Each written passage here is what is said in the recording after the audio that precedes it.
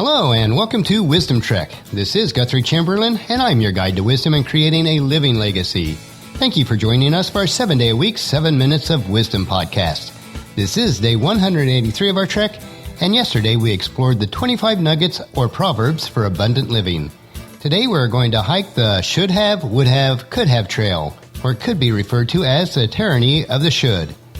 If you miss any of our days of the Wisdom Trek episodes, please go to wisdomtrek.com to listen to them and to read our daily journal.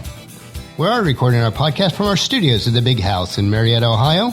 On Sunday, we went to church with Dad, who lives about an hour north of the Big House, and we also took him out to lunch at the Cracker Barrel, which is his favorite place to eat. Our daughter Elizabeth and her 4 children came over for the evening to help us to consume some leftover Thanksgiving, and the grandkids helped Gramps get started on the renovations in the library. This will be a busy work week for us with client work and making plans for 2016. As we begin today, let me ask you a question. Have you ever had those times where you have felt or said, I should have made different choices or decisions? For example, your narrative may have gone like this. I should have made a different decision, then I would have been in a better place and I could have had so much more in life. The trek that we will hike on today is the should have, would have, could have trail, or as some may refer to it as the tyranny of the should trail. What is the tyranny of the should? How do we free ourselves from the destructive, insensate pressure to be perfect? Everyone lives with shoulds. One might say with Christianity and other faiths, it is the way of life built on shoulds, such as we should love one another. One should keep themselves from bad practices. One should give to charity. For many, their shoulds are experienced as positive and fulfilling. Meeting one's moral obligation is a great source of pleasure. When we do the right thing, we feel good about ourselves, and we feel that life has meaning and purpose. But there are others who don't experience the shoulds in a positive way. They feel pressured or strangled by them. For such people, their inner shoulds are sources of great emotional suffering. Dr. Karen Honey named this experience the tyranny of the should. Here are some examples of shoulds that can become problematic. I should always feel happy. I should not dislike anyone. I should feel strong and in control. I should have perfect clarity. I should always be giving. I should not make mistakes.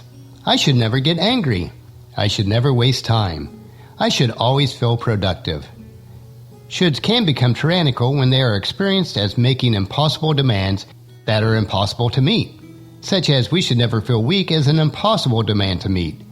The tyranny of the should is experienced as a demand to be perfect and therefore feels like an order given by an oppressive dictator who ruthlessly demands perfection and nothing else. Shoulds are rigid, unyielding, and devoid of compassion for your limitations and weaknesses. You are never able to relax because the pressure of being perfect is unrelenting. When shoulds are reinforced by social pressure, they become even more unbearable. Under the burden of these dictates, your behavior may become pressured, forced, and may take on an oppressive quality. The hallmark of the experience if you are controlled by the tyranny of the should is that you feel driven, but you never feel like you are the driver of your life. There is a loss of personal agency, genuine creativity, and authenticity. And if this isn't enough, shoulds are usually experienced as punitive. Every should carries some implicit message. If you don't do it perfectly, you are a bad person. Thus, feeling like a failure, you inevitably fall prey to self-hate and shame. If you loathe yourself, you feel depressed, hopeless, and sapped of vitality. Thankfully, there is hope. Here are the 5 steps to destroy the tyranny of the should. The first step is to become more aware of your shoulds. Make a list. When you begin to become aware of them, you will discover just how many there are. Some are obvious, but others are quite subtle, so listen very carefully.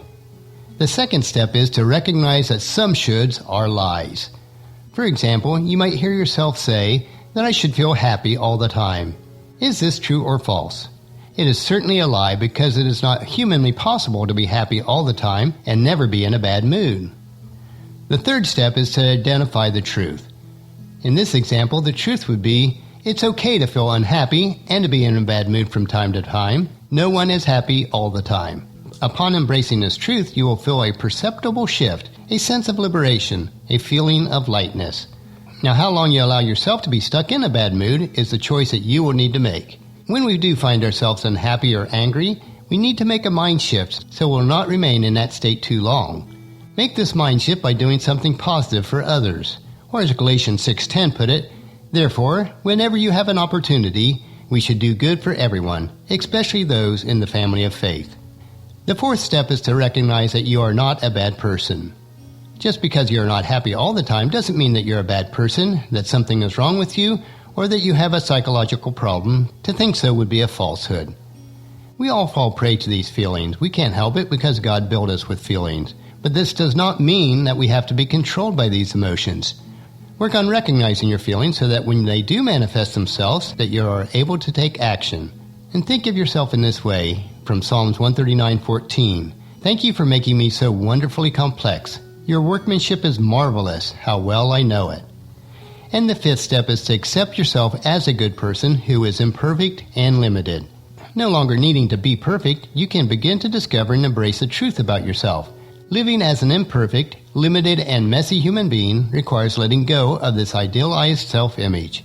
Embracing reality is often painful. Becoming more grounded in your own true feelings and perception is a primary indication that you have begun to free yourself from the tyranny of the should.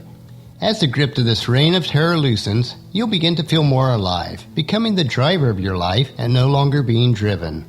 1 Timothy 4:4 puts it this way: Since everything God created is good, we should not reject any of it and receive it with thanks. So today on our trek we considered the should have, would have, could have trails, and we learned the 5 steps to overcome the tyranny of the should. Consider what type of mind shift and changes that you need to make in your life to live a rich and satisfying life that you are destined to. And as you have opportunity, please encourage your family and friends to join us and then come along with us tomorrow for another day of Wisdom Trek, creating a legacy, and we will hike the trail that will help us to build character. That will finish our podcast for today. Remember to listen to your daily dose of wisdom at wisdom-trek.com, or you can subscribe at iTunes, Google Play, Stitcher, or many of the other social media platforms. And please share Wisdom Trek with your family and friends through email, Facebook, Twitter, or in person as you meet with them, and invite them to come along with us each day. Now, if you'd like to be added to our weekly email updates and special publications from Wisdom Trek, just text the word wisdom to 44222 on your phone, and you'll receive a message asking for your email address. It's very quick and easy to do, and your emails from us will be very limited. The journal for today's trek can be found at wisdom-trek.com. Thank you so much for allowing me to be your guide, your mentor, but most importantly, I do consider you my friend as I serve you through the Wisdom Trek podcast and journal each day. As we take this trek together, let us always live abundantly, love unconditionally, listen intentionally, learn continuously, lend to others generously, lead with integrity, and leave a living legacy each day. This is Guthrie Chamberlain reminding you to keep moving forward, enjoy your journey, and then create a great day every day. See you tomorrow.